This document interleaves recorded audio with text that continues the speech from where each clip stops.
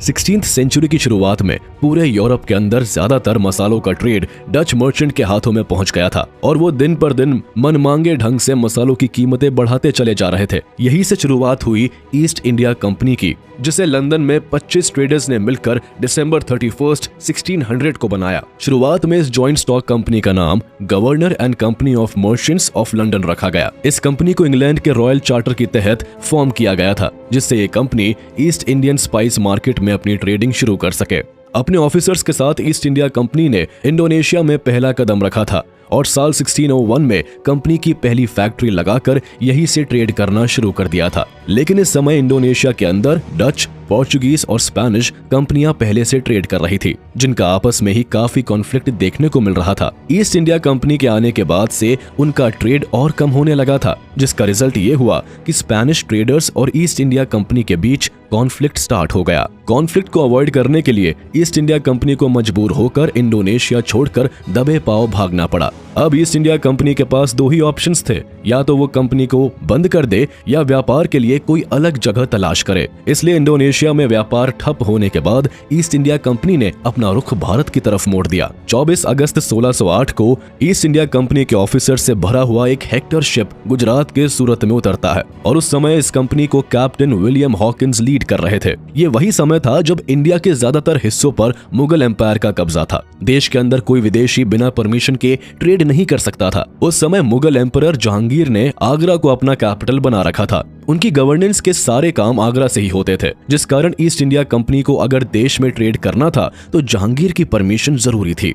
इसलिए William Hawkins Gujarat से चलकर अप्रैल 1609 में आगरा पहुंच गए, जहां उनकी मुलाकात मुगल एम्परर जहांगीर से हुई। विलियम हॉकिंस ने जहांगीर को इन्फ्लुएंस करने की काफी कोशिश की और बहुत हद तक कामयाब भी रहा। लेकिन जब विलियम हॉकिंस ने जहांगीर से इंडिया के अंदर ट्रेड करने की परमिशन मांगी तो जवाब में जहांगीर ने साफ मना कर दिया। दरअसल जहांगीर ने ट्रेड करने की ज्यादातर पावर पहले ही पोर्चुगीज ट्रेडर्स को दे रखी थी, जिसके बदले में पोर्चुगीज मुगल एम्पायर को बहुत सारा टैक्स दिया करते थे। मजबूर होकर विलियम हॉकिंस को जहांगीर के दरबार से बिना परमिशन के ही वापस लौटना पड़ा। अब ईस्ट इंडिया कंपनी के सामने ट्रेड करने के ज्यादा ऑप्शंस नहीं दिख रहे थे, इसलिए विलियम हॉकिंस और कंपनी के कुछ ऑफिसर्स इंडिया के अंदर उन टेरिटरीज में जाने लगे जहां मुगलों की सत्ता नहीं थी और इस तरह से 1611 में आंध्र प्रदेश के मसूलीपट्टनम में उन्होंने अपनी पहली फैक्ट्री लगाई।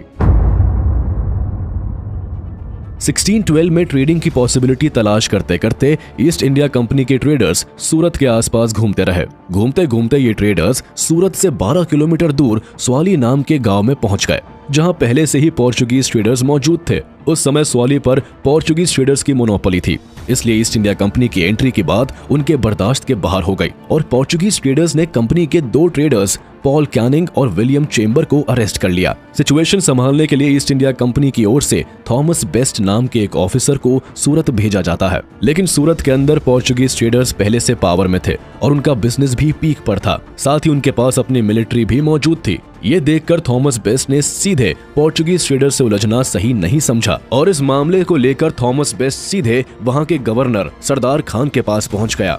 Captain Thomas best Sardar Khan को किसी भी तरह से इन्फ्लुएंस करना चाहता था, क्योंकि ईस्ट इंडिया कंपनी के चार्टर को किंग जेम्स I ने 1609 में इस आधार पर आगे बढ़ाया था कि अगर 3 साल के अंदर कंपनी कोई प्रॉफिटेबल वेंचर्स नहीं कर पाई तो इसे कैंसिल कर दिया जाएगा और अगर इस बार सरदार खान कंपनी को ट्रेड करने के लिए मना कर देते हैं तो कंपनी वापस ब्रिटेन लौट जाएगी। इसलिए उसने ईस्ट इंडिया कंपनी के 2 रिप्रेजेंटेटिव्स को सरदार खान के महल में भेजा, जहां वो सरदार खान को मनाने में कामयाब रहे। सरदार खान और ईस्ट इंडिया कंपनी के बीच एक ट्रीटी साइन हुई, जिसके तहत सूरत और आसपास के एरिया में ईस्ट इंडिया कंपनी को व्यापार करने की अनुमति मिल गई। यह बात पुर्तगाल के व्यापारियों को बिल्कुल भी रास नहीं आई और जवाब में स्वाली गांव में ईस्ट इंडिया कंपनी और पोर्चुगीज ट्रेडर्स के बीच वॉर स्टार्ट हो गई। इस वॉर में ईस्ट इंडिया कंपनी ने पुर्तगालियों को बुरी तरह हरा दिया। भले ही यह वॉर बहुत बड़ी नहीं थी, लेकिन यही से ईस्ट इंडिया कंपनी के हौसलों को जान मिल गई थी और कंपनी को यह भी पता चल गया कि अगर इंडिया में व्यापार करना है तो अपनी सेना भी रखनी पड़ेगी। वॉर जीतने के बाद ईस्ट इंडिया कंपनी को आसपास के दूसरे एरियाज में भी ट्रेड करने की आजादी मिल गई। वहीं दूसरी ओर इस वॉर से पोर्चुगीज ट्रेडर्स का इंडिया में इन्फ्लुएंस कम हो गया था। जब ये बात सरदार खान के माध्यम से एम्परर जहांगीर के कानों में पहुंची तो उन्होंने ईस्ट इंडिया कंपनी का फेवर लेना शुरू कर दिया। ईस्ट इंडिया कंपनी ने 1613 में सूरत में अपनी एक परमानेंट फैक्ट्री स्टैब्लिश कर ली। सूरत में फैक्ट्री लगाने से कंपनी का ट्रेड बढ़ने लगा। प्रॉफिट और बढ़ाने के लिए कंपनी अपने व्यापार को पूरे भारत में बढ़ाती चली गई, लेकिन अभी भी यहाँ मुगल एम्पायर रास्ते की रुकावट बना हुआ था। इसलिए साल 1615 में ईस्ट इंडिया कंपनी के डायरेक्टर ने ब्रिटेन के किंग जेम्स फर्स्ट से मुलाकात की और उनको बताया कि अगर वो अपनी तरफ से एक रिप्रेजेंटेटिव इंडिया में मुगल एम्परर जहांगीर के दरबार में भेजे तो हो सकता है किंग जेम्स की बात मानकर जहांगीर ट्रेड करने की इजाजत दे दे। ईस्ट इंडिया कंपनी की बात को गंभीरता से लेते हुए किंग जेम्स फर्स्ट ने सर थॉमस रो को मुगल दरबार में भेज दिया। थॉमस रो एक बेहद ही चालाक किस्म का डिप्लोमेट था। जब वो भारत आया तो उसने जहांगीर के दरबार में इंग्लिश ना बोलकर फारसी में बात की और अपने साथ यूरोप से वॉच, टेलीस्कोप जैसी टेक्नोलॉजिकल चीजें जहांगीर को दिखाकर इन्फ्लुएंस कर लिया। थॉमस रो ने ईस्ट इंडिया कंपनी के पूरे बिजनेस मॉडल को समझाया और जहांगीर को भी भारी टैक्स देने का प्रॉमिस किया, जिसका रिजल्ट ये हुआ कि ईस्ट इंडिया कंपनी को मुगल एम्पायर की कुछ जगहों पर ट्रेड करने की छूट दे दी गई। इसके बाद ईस्ट इंडिया कंपनी ने सूरत में 1619 तक कई ट्रेडिंग पोस्ट बना डाली। 1618 में आगरा और 1620 में पटना में सिल्क और जूट की कंपनी स्टैब्लिश कर ली। आगे बढ़ते हुए कंपनी ने उड़ीसा और मद्रास तक अपनी ट्रेडिंग शुरू कर दी। इसके बाद 1639 में मद्रास में भी अपनी फैक्ट्री बना ली।